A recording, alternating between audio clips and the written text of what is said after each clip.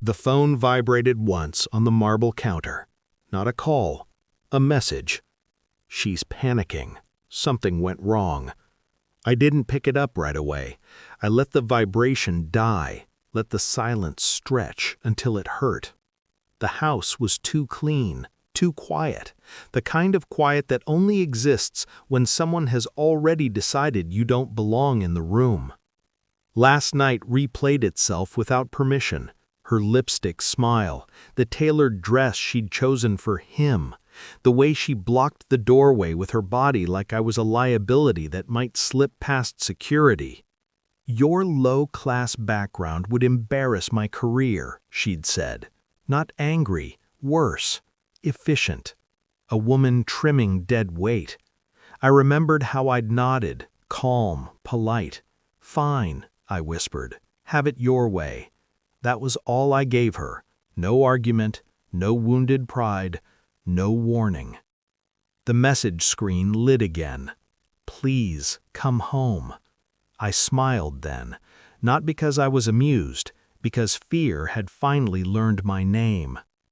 Footsteps slammed outside, a car door, keys shaking.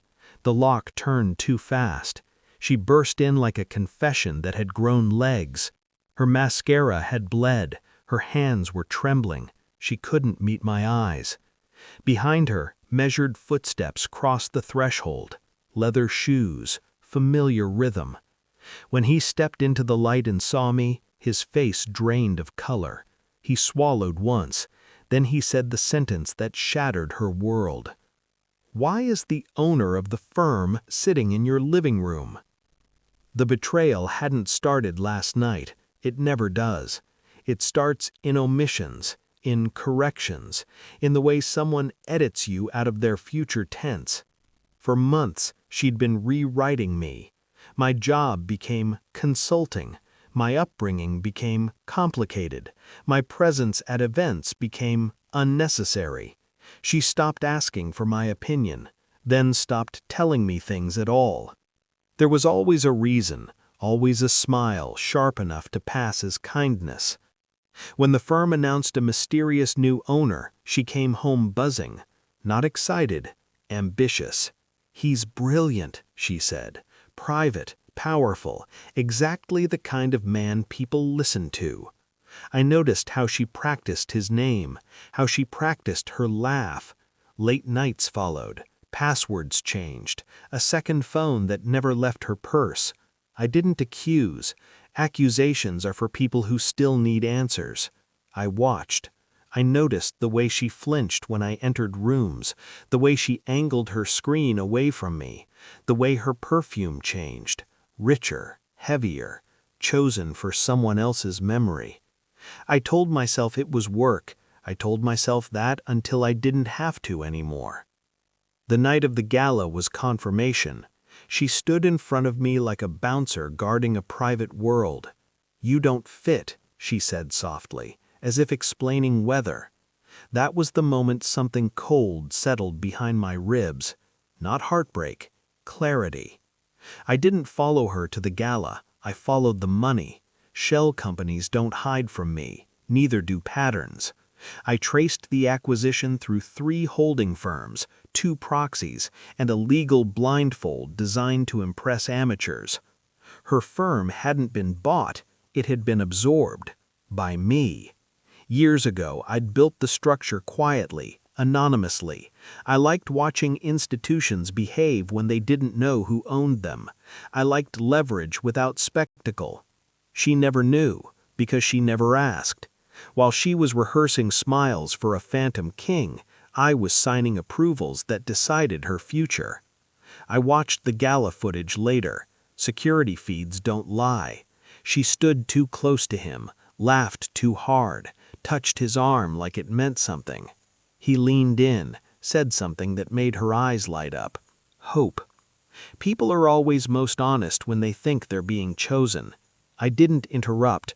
I let the night finish, let her believe she was ascending. The next morning, the CEO, my CEO, came to explain why the event had gone off script. He didn't expect to see me. Shock is a beautiful thing when it's earned. She turned slowly, her mouth opened, closed. "No," she said, "that's not—" I stood. The room felt smaller. The CEO straightened, suddenly aware of gravity again. "Sir," he said carefully, "I didn't realize—" I raised a hand. Silence snapped into place. I looked at her, really looked. All that ambition, all that contempt, wrapped around the wrong assumptions.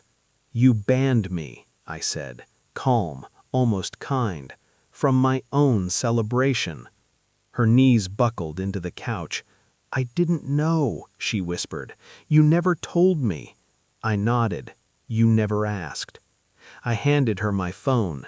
The documents were open. Signatures, ownership, control. Truth doesn't raise its voice, it just waits. "I want you to listen," I said, "not respond." She nodded too fast. "The firm will announce a leadership restructuring today, effective immediately." Her breath hitched. "You'll be reassigned, quietly, no severance drama, no explanations." Tears spilled, real ones, too late.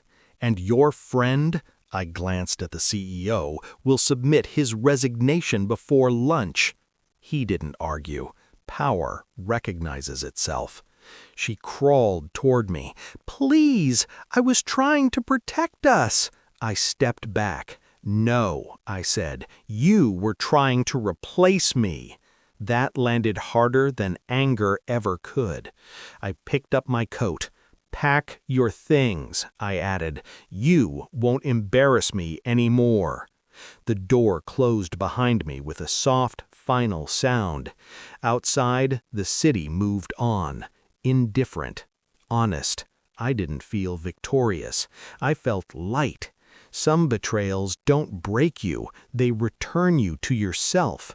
And I walked away knowing the only thing she'd ever underestimated was who she was standing next to all along.